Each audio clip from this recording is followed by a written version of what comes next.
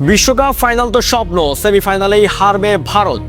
কঠোর ভবিষ্যৎবাণী করা মোহাম্মদ আমির এবার ভারত বিশ্বকাপ জেতার পর দিল একই বার্তা, যা শুনে টালমাটাল ভারতীয় ক্রিকেট মহল।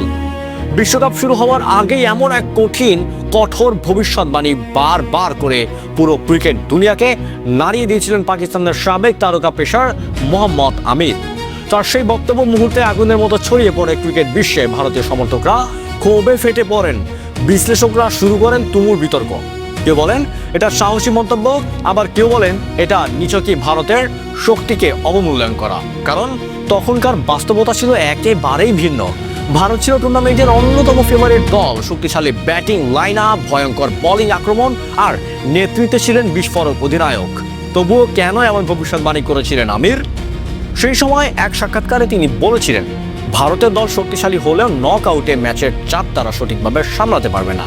তার দাবি ছিল বড় ম্যাচে চাপের মুখে ভারত ভেঙে পড়বে আর সেমিফাইনালেই থেমে যাবে তাদের বিশ্বকাপ যাত্রা।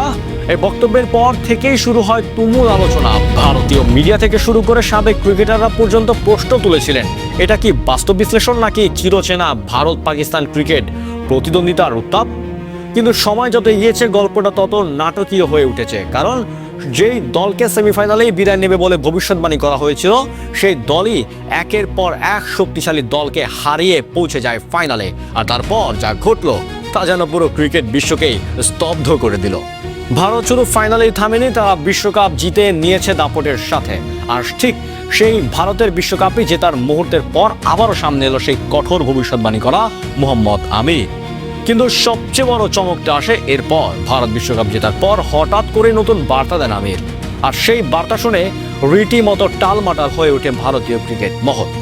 টি-20 বিশ্বকাপ 2026-এ ভারতের জয়কে পাকিস্তানের প্রাক্তন পেসার মোহাম্মদ আমির নিউজিল্যান্ডের দেওয়া উপহার বলে ঘোষণা করেছেন এবং কিউই দলের কৌশল নিয়ে প্রশ্ন তুলেছেন। তিনি নিউজিল্যান্ডের অধিনায়ক মিচেল স্ট্যান্টনারের সিদ্ধান্তের সমালোচনা করে বলেন, তার কিছু ভুল সিদ্ধান্তের কারণেই ভারতীয় দল টি-20 বিশ্বকাপ জিততে পেরেছে।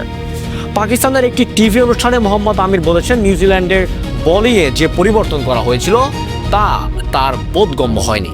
তিনি বলেন, যখন দল জানত যে অভিষেক শর্মা স্পিনের বিরুদ্ধে কিছুটা সমস্যায় পড়েন, তখনও কেন স্পিন বোলারদের বেশি ব্যবহার করা হয়নি। আমির আরও বলেন, তিনি 2005 সাল থেকে নিউজিল্যান্ডকে অনুসরণ করছেন, কিন্তু প্রথমবার দলের খেলায় এত চাপ দেখা গেল।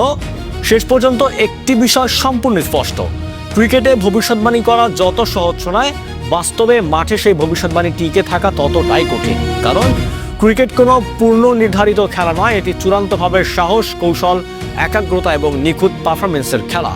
যে দলকে অনেকেই সেমিফাইনালে বিদায় নিতে বলেছিলেন, সেই দলই মাঠে নেমে নিজের ক্ষমতা প্রমাণ করেছে, সমস্ত প্রতিবন্ধকতা, চাপ এবং প্রত্যাশাকে পেছনে ফেলে দিয়ে।